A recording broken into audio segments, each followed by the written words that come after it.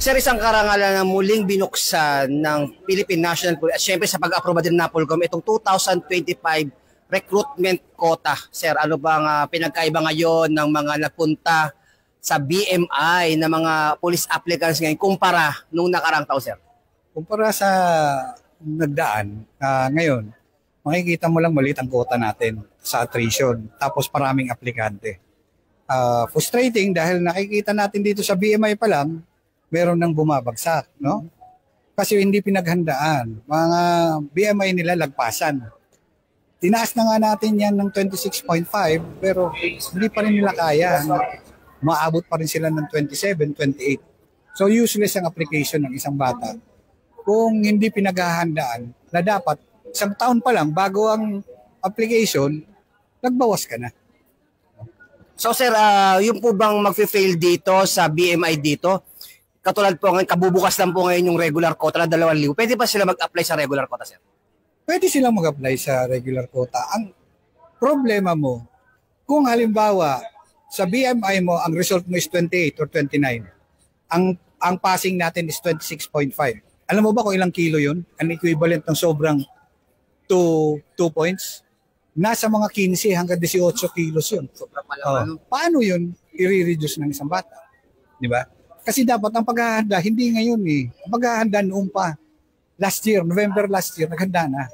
So sa ating, alam natin kay Sir Delgado, Atty. Delgado, ano ba talaga sir yung pinakamabisang paraan bago sumabak sa PNP recruitment o pag-apply sa police ng paghahanda, sir?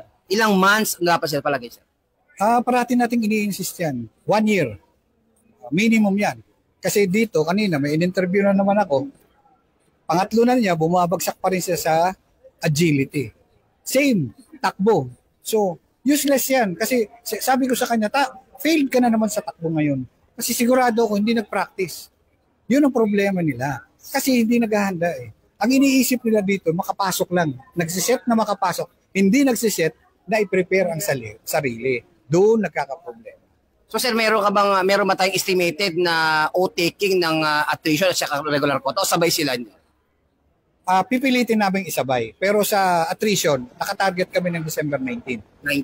December 19. So, hopefully, kung kakayanin naman sa proseso natin, dahil maliliit lang naman yung quota natin, depende kasi, depende sa application, no?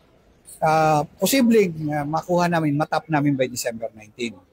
Ngayon, ang isa pang issue na inaano ko, last year problema natin to. Marami tayong aplikante rito na hindi taga rito sa Metro Manila.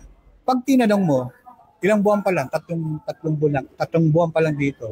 Tinanong mo, nasaan ang Smoky Mountain? Hindi alam. Tinanong mo kung saan ang Tondo? Hindi alam.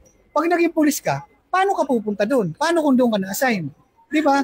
Paano mo hahabulin ng isang magnanakaw na hindi mo alam yung mga daan? Yun dapat ang iniisip ng mga bata. Sa ating age waiver naman at saka height waiver, sir, baka meron kang karagdagang informasyon dahil katulad ngayon, sir, saan ba ginagamit talaga at paano ginagamit ang age waiver at height waiver, sir? Basic. Height waiver, pag may tribo ka.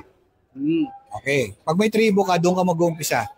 Doon ka mag-apply. Pag nakuha mo yon, pupunta ka sa NAPOLCOM office, magpapa-issue ka ng certificate of height waiver.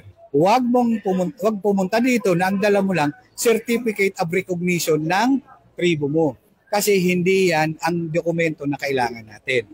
Now, pangalawa, age waiver. Sa age waiver, kinahanglan may specialization ng isang tao bago ka mag-apply. Anong mga samples yan ng ano?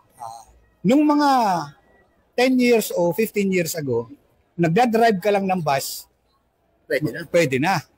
Ngayon, hindi na yung pwede. Pwede na ngayon kung piloto ka.